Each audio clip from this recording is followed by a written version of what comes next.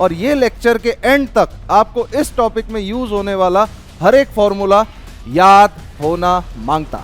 जैसे कि हम यहाँ पे पढ़ने वाले हैं इलेक्ट्रोस्टैटिक पोटेंशियल एंड कैपेसिटेंस। तो what do you mean by electrostatic potential? अगर आप बोलोगे change in potential energy is equal to minus work done by electrostatic force, तो बताइए यहाँ पे R और R है, तो यहाँ पे पोटेंशियल कितना है? सर इसके वजह से है के क्यू बाय आर, इसके वजह से है के माइनस क्यू बाय आर, तो पोटेंशियल तो जीरो हो गया। हेलो एवरीवन, क्या हाल चाल, कैसे है बच्चों? सब बढ़िया? सबकी तैयारी एकदम पावरफुल मोड पे शुरू है? तो हम आपके लिए लेके आए हैं चीट सीरीज। तो चीट सीरीज का मतलब ये नहीं है कि हम आपको ये सिखाएंगे कि जेईई मेंस में चीटिंग कैसे कैसे किए। हमें चीटिंग नहीं करनी है। हमें क्या करना है? हमें ये टॉपिक में जो जो भी फॉर्मूले यूज होने वाले हैं उसका डिटेल में स्टडी करना है, और ये लेक्चर के एंड तक आपको इस टॉपिक में यूज होने वाला हर एक फॉर्मूला याद होना मांगता। सही है गलत? मैं भाई साहब आपको हर एक फॉर्मूला डिटेल में एक्सप्लेन करूंगा, और अगर आप इसको रट लोगे तो आपका फॉर्मूला वाला लोड तो खत्म। तो आपको बिल्कुल मूवी में टाइम वेस्ट नहीं करना है। जैसे मैंने बोला था, आपको मूवी टाइम में ये वाला वीडियो देखना है, और ये वाला वीडियो देखते वक्त आपके सारे फॉर्मूले एकदम याद हो जाने चाहिए। मतलब आपका टाइम वेस्ट करने का फंडा मैंने हट गया। सर आप बहुत बुरे हो। नहीं भाई, मैं तुम्हारा अच्छा चाहता हूं, आपका अच्छे से अच्छा रिजल्ट आए। सही है? जैसे कि हम यहां पे पढ़ने वाले हैं इलेक्ट्रोस्टैटिक पोटेंशियल एंड कैपेसिटेंस। तो what do you mean by electrostatic potential? Potential is represented by V, correct? और V क्या होता है? Potential energy per unit charge. इसका SI यूनिट क्या होता है? SI यूनिट होता है जूल पर कूलम और वोल्ट। सही है गलत? यहां तक आपको यह समझ में आ जाना चाहिए। अगर अपन पोटेंशियल एनर्जी की बात करें, what do you mean bye potential energy? Potential energy वो होती है जो उस सिस्टम को बनाने में खर्च हुई है। पोटेंशियल एनर्जी क्या होती है? जो उस सिस्टम को बनाने में खर्च हुई है। ये बात आपको समझ में आना चाहिए। अगर आप कोई भी सिस्टम की पोटेंशियल एनर्जी को बात करते हो, Q1 Q2, अगर ये दोनों लाइक चार्जेस है, let's say plus Q1 plus Q2, distance R, तो आपको ये चीज समझ में आना चाहिए potential energy of a system is K Q1 Q2 by R। ये है आपका potential energy of this system. इतनी एनर्जी खर्च हुई है इस दोनों चार्जेस को R डिस्टेंस लाने में। सही है गलत? अब आप एक लॉजिक समझो, अगर दोनों पॉजिटिव चार्ज है, अगर आप इसको फ्रीली छोड़ दो तो ये कहां मूव करेंगे? सर ये तो और पास आएंगे, दोनों पॉजिटिव है। ना ना ना, same charges repel each other. तो अगर नेचुरली ये दूर जाना चाहते, इसका मतलब क्या है? नेचुरली अगर ये दूर जाना चाहते, इसका मतलब है कि इनकी पोटेंशियल एनर्जी नेचुरली कम होगी, क्योंकि कोई भी नेचुरली अकरिंग चीज अपनी एनर्जी कम करने की कोशिश करती है। ये देखा गया है। जैसे ही आप इस पेन को छोड़ोगे, नीचे जाएगा, तो इसकी पोटेंशियल एनर्जी कम हो रही है। सही है गलत? वैसे ही ये दूर भागेंगे तो इनकी पोटेंशियल एनर्जी कम होगी। अगर आपको कोई ये पूछ ले कि सर इनकी पोटेंशियल एनर्जी अभी ज्यादा है या अभी ज्यादा है? अभी ज्यादा है, क्योंकि नेचुरली तो ये दूर भागेंगे ना, तो पोटेंशियल एनर्जी तो कम होगी ना भाई। वो सही है गलत? तो ये है potential energy of a system. अगर ये सिस्टम देखा गया ऐसे, Q1 Q2 Q3, equilateral triangle है AAA, तो आपको सिस्टम की देखना है तो आपको पहले पोटेंशियल एनर्जी कैलकुलेट करना पड़ेगा टू चार्जेस के इंडिपेंडेंट में। जैसे K Q1 Q2 by A plus K Q1 Q3 by A plus K Q2 Q3 by A। सही है गलत? ये है पोटेंशियल एनर्जी ऑफ सिस्टम। ये है पोटेंशियल एनर्जी ऑफ सिस्टम। इस तरह से आपको पोटेंशियल एनर्जी कैलकुलेट करना है। तो इसी के साथ पोटेंशियल एनर्जी जो होती है हमारी, वो होती है स्केलर। इसको वेक्टर में करने की गलती मत कर देना। इसको वेक्टर में करने की गलती मत करना। पोटेंशियल एनर्जी क्या होती है? स्केलर। आपको मालूम है कि इलेक्ट्रोस्टैटिक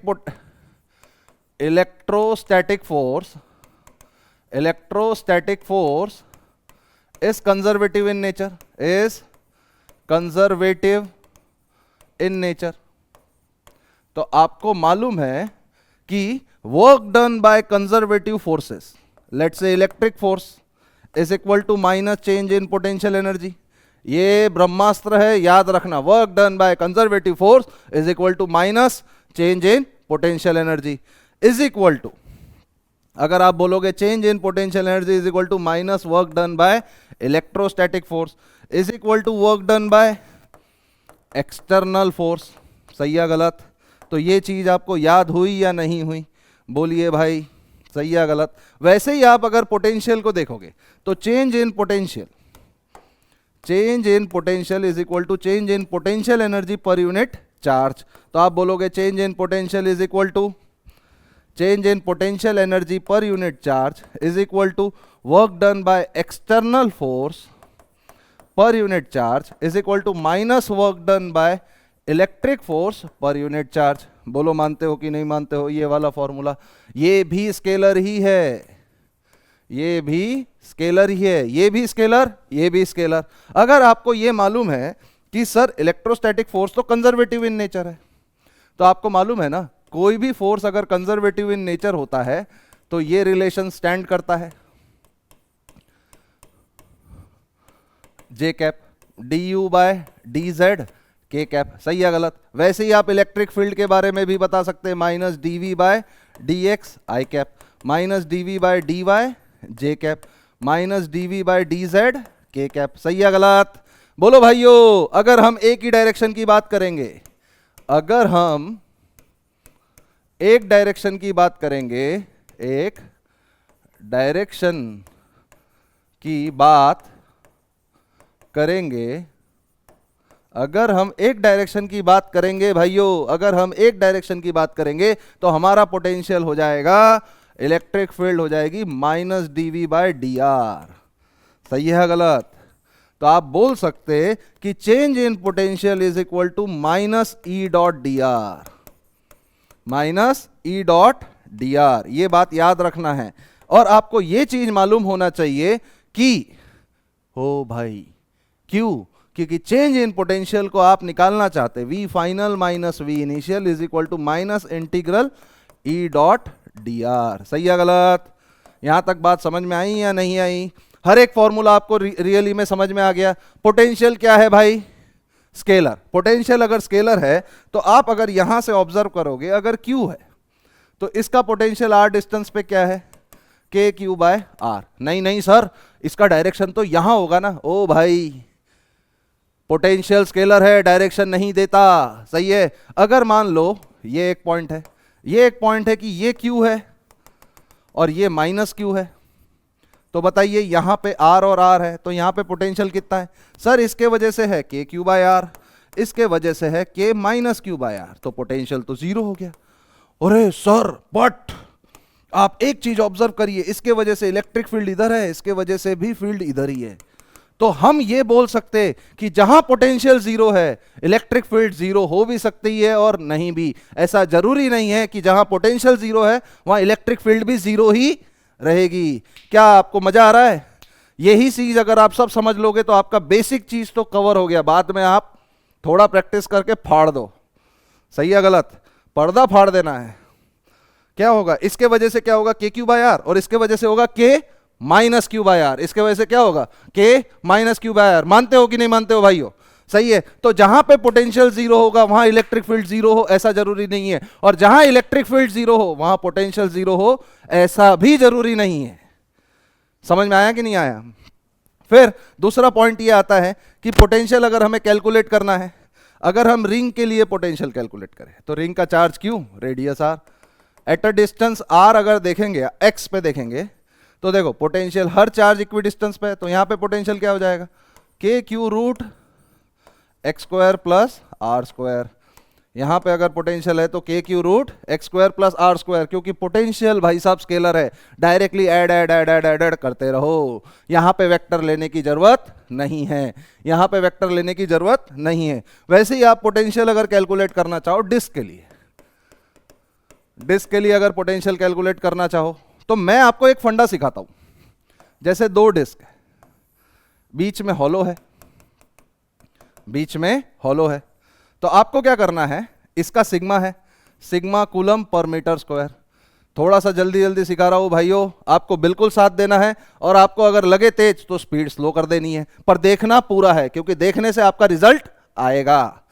ये देखो यहां पे है sigma coulomb per metre square, यहां पे है एक्स, तो आपको क्या करना है, पोटेंशियल कैलकुलेट करने के लिए ब्रह्मास्त्र लिख देना है 2 सिग्मा बाय 2 एप्सिलॉन नॉट, और फिर क्या करना है, रेडियस आर है, तो फिर क्या करना है, अपर एंड का डिस्टेंस लेना है x square plus are square minus lower end का डिस्टेंस, ये है लोअर एंड से डिस्टेंस। वैसे ही अगर यहां पे पोटेंशियल कैलकुलेट करना रहे तो sigma by 2 epsilon naught, upper end से डिस्टेंस क्या होगा इसका, root x square plus R2 का square minus root x square plus R1 का स्क्वायर, लोअर एंड का डिस्टेंस तो यही है ना भाई। तो डिस्टेंस को अगर आप माइनस कर दोगे तो आपको फॉर्मूला ऐसा लर्न करने की जरूरत नहीं है। वैसे ही हम इलेक्ट्रिक फील्ड में करते थे, पहले छोटा एंगल फिर बड़ा एंगल, यहां पे पहले बड़ा डिस्टेंस फिर छोटा डिस्टेंस।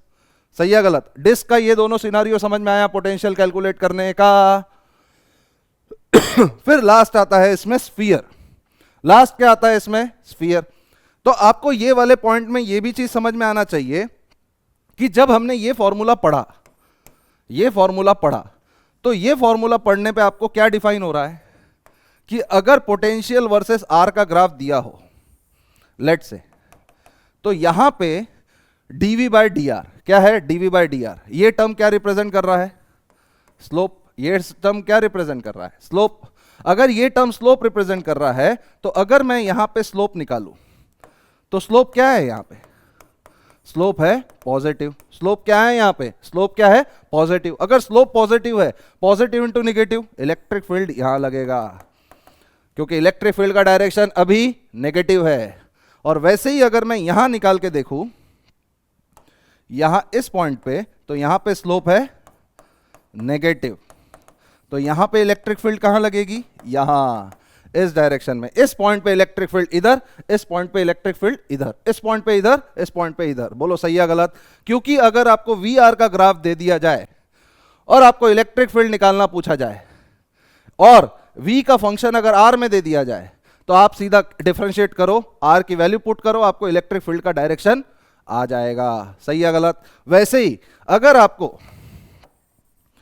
ई आर का ग्राफ दे दिया जाए, हाँ, तो यहां से यहां तक R1 से R2 तक अगर आप area under the curve calculate कर लोगे, area under the curve calculate कर लोगे, तो minus area under the curve, minus area under the curve will give you change in potential. Minus area is equal to give you change in potential. बोलो सही है गलत? ये दोनों फंडे भी आपको समझ में आने चाहिए। समझ में आया? अब आता है स्फीयर, सबसे इंपॉर्टेंट। ये चीज तो आपको याद ही रखनी है। स्फीयर के दो केसेस है, एक है सॉलिड स्फीयर, सो सॉलिड स्फीयर के केस, और एक है हॉलो स्फीयर। हॉलो स्फीयर, सही है। हॉलो स्फीयर, सॉलिड स्फीयर में भी आपको नॉन कंडक्टिंग लेना है। क्या लेना है? Non conducting. हॉलो स्फीयर क्या होता है? Solid conducting, hollow non conducting, hollow conducting. क्योंकि कंडक्टर के अंदर चार्ज कहां पे स्प्रेड होता है? सरफेस पे। कंडक्टर के अंदर चार्ज कहां पे स्प्रेड होता है? सरफेस पे। आपको यह भी चीज पता होना चाहिए कि electric field are perpendicular to equipotential surfaces. अगर इक्विपोटेंशियल सरफेस क्या होता है? जिन दोनों पॉइंट्स का पोटेंशियल सेम रहे। आप ये भी बोल सकते हैं ना यहां पे कि इक्विपोटेंशियल सरफेस क्या होता है? Delta V equal to zero, मतलब V initial equal to V final. तो अगर डेल्टा V जीरो है, लेट से dV जीरो है, dV जीरो है, तो माइनस, अरे रुकने जरा, E dot D r zero है। तो अगर ये दोनों जीरो है तो electric field is perpendicular to d r. मतलब इक्विपोटेंशियल सरफेस के लिए, इक्विपोटेंशियल सरफेस के लिए पे इलेक्ट्रिक फील्ड परपेंडिकुलर होती है। सही है गलत? इलेक्ट्रिक फील्ड परपेंडिकुलर होती है। सही है गलत? यहां पे आप एक और चीज समझ सकते हैं कि अगर मैं आपको एक एग्जांपल दूं कि potential decreases in the direction of electric field. क्या बोला मैंने? Potential decreases in the direction of electric field. Let say ये यूनिफॉर्म इलेक्ट्रिक फील्ड है। ये क्या है? Uniform electric field. तो अगर आप देखोगे कि इलेक्ट्रिक इलेक्ट्रिक फील्ड क्या रहती है, इक्विपोटेंशियल सरफेस के परपेंडिकुलर। तो ये जो प्लेनर सरफेस है ये इक्विपोटेंशियल सरफेस है, इक्विपोटेंशियल सरफेस, सही है। तो अब आप लॉजिकली बात करोगे, अगर इसके बीच का डिस्टेंस d है, इसके बीच का डिस्टेंस d है, तो आप एक चीज बताइए कि ये v1 है और ये v2 है, किसका पोटेंशियल ज्यादा होगा? Sir v1 greater than v2। किसका पोटेंशियल ज्यादा होगा? v1 greater than v2। और ये कितना ज्यादा होगा? v1 minus v2 is equal to e into d. ये भी चीज आपको समझ में आना चाहिए। v1 minus v2 is equal to d, e d. v1 minus v2 is equal to e into d. बोलो समझ में आ रहा कि नहीं आ रहा? अगर ये वाले सारे पॉइंट समझ में आ गए तो अब हम लास्ट टॉपिक के बारे में चर्चा करेंगे, दैट इज स्फीयर। अब स्फीयर के अंदर आप एक और चीज समझो कि जैसे इलेक्ट्रिक फील्ड होता है, इलेक्ट्रिक फील्ड क्या होता है? माइनस dv बाय dr, सही है। अगर इलेक्ट्रिक फील्ड जीरो है तो वी कैन इंप्लाई पोटेंशियल या तो कांस्टेंट होगा और जीरो होगा, सही है गलत? ये एक और ब्रह्मास्त्र है, पोटेंशियल या तो कांस्टेंट होगा या तो जीरो होगा। अगर आप सॉलिड स्फीयर के केस में बात करोगे तो सॉलिड स्फीयर के केस में इलेक्ट्रिक फील्ड क्या होती है? यहां पे जीरो। तो पोटेंशियल क्या होगा पूरे रीजन में? कांस्टेंट। पोटेंशियल क्या होगा पूरे रीजन में भाइयों? कांस्टेंट। अगर यहां पे पोटेंशियल कांस्टेंट है तो जो सेंटर पे पोटेंशियल होगा वो ही पोटेंशियल हर जगह पे होगा। लेट्स से यहां पे भी पोटेंशियल होगा के क्यू बाय आर, यहां पे भी पोटेंशियल होगा के क्यू बाय आर, और यहां पे पोटेंशियल होगा k q by x, x greater than r. तो आप ये बता सकते कि जो पोटेंशियल है अगर x पे देखा जाए तो r तक तो कांस्टेंट है, x इक्वल टू आर, और के क्यू बाय आर, और यहां पे वो ऐसे डिक्रीज हो रहा है, मतलब potential is inversely proportional to x। बोलो सही है गलत?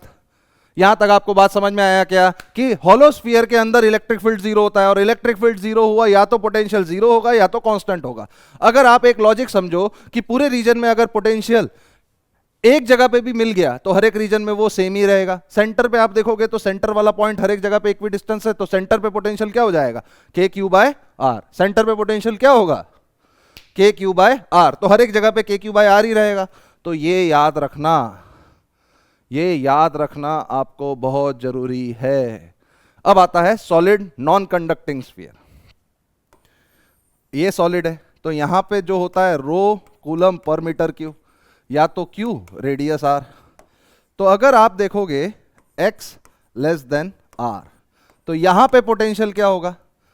के Q 3r square minus x square by 2r Q.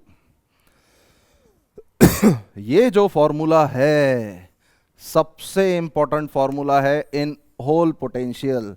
ये फॉर्मूला आपका ग्रेविटेशन में भी यूज होगा।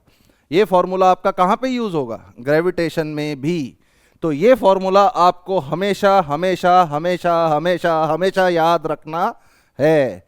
तो भाइयों जरूर मुझे एक बार कमेंट करके भी बताना कि आपको कैसा लगा, हर एक फॉर्मूला रिवाइज हुआ कि नहीं हुआ, और आप जरूर हमें प्यार दीजिए सच दैट हम आपके लिए ज्यादा से ज्यादा करें। तो अगर x इक्वल टू आर है तो यहां पे पोटेंशियल क्या हो जाएगा? K q bye are. अगर x ग्रेटर देन आर है तो यहां पे हो जाएगा के क्यू बाय एक्स।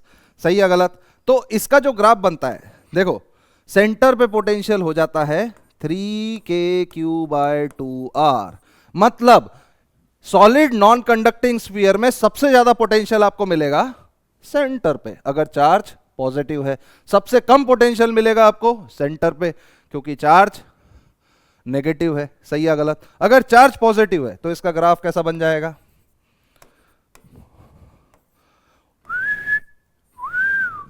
यहां तक आपका है x इक्वल टू आर, तो यहां पे आ गया 3k/2r, यहां पे है k/r, और यहां पे पोटेंशियल किस पे डिपेंड करता है? 1/r पे। सही है गलत? तो यहां पे आपको सारे फॉर्मूले पोटेंशियल के भी समझ में आ गए हैं। इंपॉर्टेंट फॉर्मूले सारे कवर किए कि नहीं किए हमने भाइयों? अरे डरो मत, भाई तुम्हारे साथ है। अब इसी के साथ हम चालू करेंगे कैपेसिटेंस। तो कैपेसिटेंस से पहले मैं आपको एक और चीज बता देता हूं। जैसे अगर कंडक्टर है, कंडक्टर के अंदर चार्ज हमेशा सरफेस पे ही स्प्रेड होता है, सरफेस पे टड़क टड़क टड़क टड़क टड़क टड़क, सही है। तो अगर मैं ये प्लेट्स ले लूं, मान लो 4 प्लेट्स ले लिया, इस पे ले लिया 3Q, 2Q, 5Q, सही है, और इस पे ले लिया 4Q। तो अब मुझे बताना है चार्ज कैसे कैसे कैसे कैसे स्प्रेड है। तो इसका एक ही तरीका है कि सबको ऐड कर दो, सबको ऐड करेंगे तो क्या आएगा, minus minus Q plus 4Q, 4Q plus 4Q 8Q। तो टोटल चार्ज हर एक प्लेट पे क्या आया, 8Q। 8Q को डिवाइड कर दो आप 2 से, 8Q को आपने डिवाइड कर दिया 2 से, तो 2 से डिवाइड कर दोगे तो क्या हो जाएगा, 4Q, इस साइड है 4Q, माइनस 3Q है तो यहां पे कितना होगा, माइनस 7Q, क्योंकि नेट चार्ज तो सेम ही रहेगा ना। यहां पे माइनस 7Q है तो यहां पे प्लस 7Q होगा, यहां पे प्लस 7Q है तो यहां पे माइनस 5Q होगा, यहां पे प्लस 5Q, यहां 0 और यहां पे भी 0। इस तरह से चार्ज डिस्ट्रीब्यूट होता है पैरेलल प्लेट्स में, इस तरह से चार्ज डिस्ट्रीब्यूट होता है पैरेलल प्लेट्स में। तो आपको यह भी समझ में आना चाहिए कि इनर साइड में आप देखोगे कि एक प्लेट पे पॉजिटिव चार्ज है तो दूसरे प्लेट पे नेगेटिव चार्ज है। एक प्लेट पे पॉजिटिव चार्ज है तो दूसरे प्लेट पे नेगेटिव चार्ज है, एक प्लेट पे पॉजिटिव चार्ज है तो दूसरे प्लेट पे नेगेटिव चार्ज है। बोलो सही या गलत, यहां तक बात समझ में आई कि नहीं आई। अगर एक प्लेट पे पॉजिटिव चार्ज है तो दूसरे प्लेट पे नेगेटिव चार्ज है और सेम है मैग्नीट्यूड में, ओके। तो अगर अपन कैपेसिटेंस की बात करते हैं तो कैपेसिटेंस क्या होता है, जैसे आपने मोबाइल में, यहां तक आपको पोटेंशियल सारा समझ में आ चुका होगा आई होप, क्योंकि हमें जल्दी से रिवीजन करना है बिना टाइम वेस्ट किए। तो इसी के साथ हम शुरू करते हैं कैपेसिटेंस। कैपेसिटेंस क्या होता है, बेसिकली इसके पास एक कैपेसिटी होती है कि वो चार्ज को होल्ड करके रखे। Capacitance basically capacity to hold a charge, it is holding the energy in the form of electric field. Capacitance क्या करता है, एनर्जी को होल्ड करता है, किस फॉर्म में, इलेक्ट्रिक फील्ड के फॉर्म में। किस फॉर्म में, इलेक्ट्रिक फील्ड के फॉर्म में। तो आप क्या करते हो, कैपेसिटेंस क्या करता है भाई साहब, एनर्जी को सेव करता है, और जब भी जरूरत पड़े वो इंस्टेंटली दे देगा अपनी एनर्जी, वो इंस्टेंटली अपनी एनर्जी दे देगा। बोलो मानते हो कि नहीं मानते हो। कैपेसिटेंस क्या करता है, एनर्जी को चार्ज करता है और एकदम से इंस्टेंटली अपनी एनर्जी दे देता है। सबसे पहली बात, कैपेसिटेंस का जो फॉर्मूला है that is Q by V। Capacitance Q और V दोनों पे डिपेंड नहीं करता।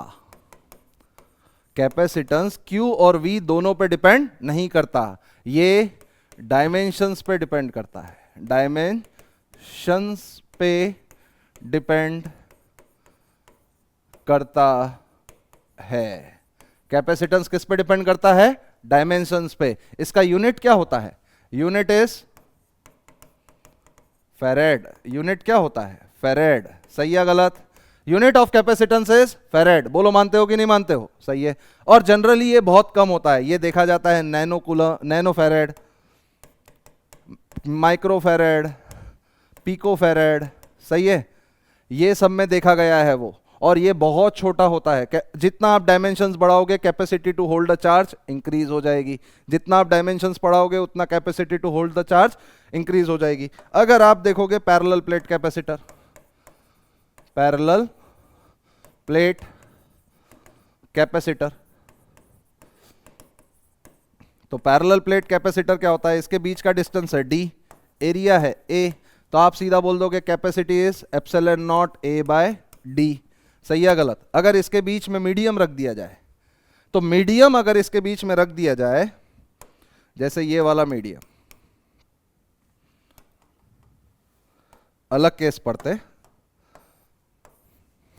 अगर इसके बीच में मीडियम रख दिया जाए भाइयों ऑफ डाइलेक्ट्रिक के, तो डाइलेक्ट्रिक मीडियम रखने के वजह से इसकी capacity to hold a charge increase हो जाएगी। मीडियम डाइलेक्ट्रिक का रखने के वजह से इसकी capacity to hold a charge increase हो जाएगी, और अब इंक्रीज होके क्या हो जाएगी, k epsilon naught a by d, मतलब k times holding the charge will increase, k times holding the charge will increase। सही है गलत? k times holding the charge will increase। मानते हो कि नहीं मानते हो? सही है। वैसे ही अगर कैपेसिटेंस को आप कॉम्बिनेशंस में रखोगे, कॉम्बिनेशंस, ठीक है, और आप दूसरी चीज ये भी पढ़ सकते हैं, एनर्जी इन कैपेसिटर। एनर्जी क्या होता है कैपेसिटेंस में? Half c v square q square by 2c, half q v. सही है गलत? हाफ क्यू वी, ये तीनों एनर्जी होती है। फिर आप चार्जिंग डिस्चार्जिंग भी पढ़ते हो, मैक्सिमम एक टाइम कांस्टेंट में। अगर आप चार्जिंग वाले बात में करोगे, चार्जिंग के केस में आप अगर देखोगे तो चार्ज कैसे कैसे होता है, Q is equal to Q maximum 1 minus E की power minus T by time constant. Time constant होता है आपका आरसी। सही है गलत? आरसी सर्किट में मानते हो कि नहीं मानते हो? 60, एक टाइम कांस्टेंट में 63% ऑफ द कैपेसिटर चार्ज हो जाता है। सही है गलत? एक टाइम कांस्टेंट में 63% of the charge capacitor charge हो जाता है। वैसे ही एक टाइम कांस्टेंट में करंट 63% डिक्रीज हो जाता है। Over the period of time, जब कैपेसिटेंस बहुत सारा चार्ज हो जाता है, over the period of time capacitance charge हो जाता है, तो current in the circuit tends to zero हो जाता है। मतलब at t tends to infinity पे अगर हम बात करें तो आपको यह चीज मानना जरूरी है कि जिस वायर में भी कैपेसिटेंस है वहां पे करंट जीरो है। जिस वायर में भी कैपेसिटेंस अटैच्ड है वहां पे करंट जीरो है। मतलब at t tends to infinity capacitance act like the wire which is holding capacitance acts like a open circuit. At t tends to 0, capacitance acts like a plain wire. At t tends to 0, capacitance acts like a plain wire. मानते हो कि नहीं मानते हो भाइयों? सही है गलत? थोड़ा सा जोश में पढ़ा रहा हूं भाइयों, क्योंकि मेरे को तुम्हारा रिजल्ट लाना है, जितना चाहे उतना लाना है, पर लाना जरूर है। फिर अगर आप कॉम्बिनेशंस की बात करें तो अगर कैपेसिटेंस सीरीज में है C1 C2 dot dot dot, तो आप इसका बोलोगे C इक्विवेलेंट क्या हो जाएगा, 1/C1 plus 1/C2 dot dot dot. अगर पैरेलल में है, अगर पैरेलल में है तो अरे रुकना जरा, गड़बड़ गड़बड़ क्या करेंगे, गड़बड़ आपको से -1 ही मार्क्स देगा। तो C इक्विवेलेंट हो जाएगा C1 plus C2 plus C3 dot dot dot dot. सही है गलत? अगर आपने इसको डिफरेंट कॉम्बिनेशंस ले लिया, जैसे एक कैपेसिटेंस है, इसमें डाइलेक्ट्रिक लगा दी भाई, ये लगा दी K1 T1, ये लगा दी K2 T2। सही है? तो इसका C इक्विवेलेंट क्या हो जाएगा, एप्सिलॉन नॉट ए। क्या हो जाएगा बताओ नीचे, एप्सिलॉन नॉट ए। बताओ बताओ बताओ। तो अगर टोटल डिस्टेंस d है तो आप बोलोगे d minus summation t i plus summation t i by k i. ये फॉर्मूला भी आपको, ये सारे इंपॉर्टेंट फॉर्मूलेज है कैपेसिटेंस को लेके। सही है गलत? ये सारे इंपॉर्टेंट फॉर्मूलेज है किसको लेके, कैपेसिटेंस को लेके। तो इसी के साथ हमने इलेक्ट्रोस्टैटिक और पोटेंशियल, इलेक्ट्रोस्टैटिक पोटेंशियल और कैपेसिटेंस का एक समरी रिवाइज कर लिया है, जिसका आपको काफी मदद मिलेगा। आप ढंग से पूरा वीडियो देखना है, और जो भी फीडबैक रहा आप जरूर दीजिए, मैं दिल से एक्सेप्ट करूंगा और कोशिश करूंगा नेक्स्ट वीडियो में उससे ज्यादा इंप्रूव करके आपको दूं, क्योंकि आपका अच्छे से अच्छा रिजल्ट आ सके। जय हिंद, जय भारत, भारत माता की जय।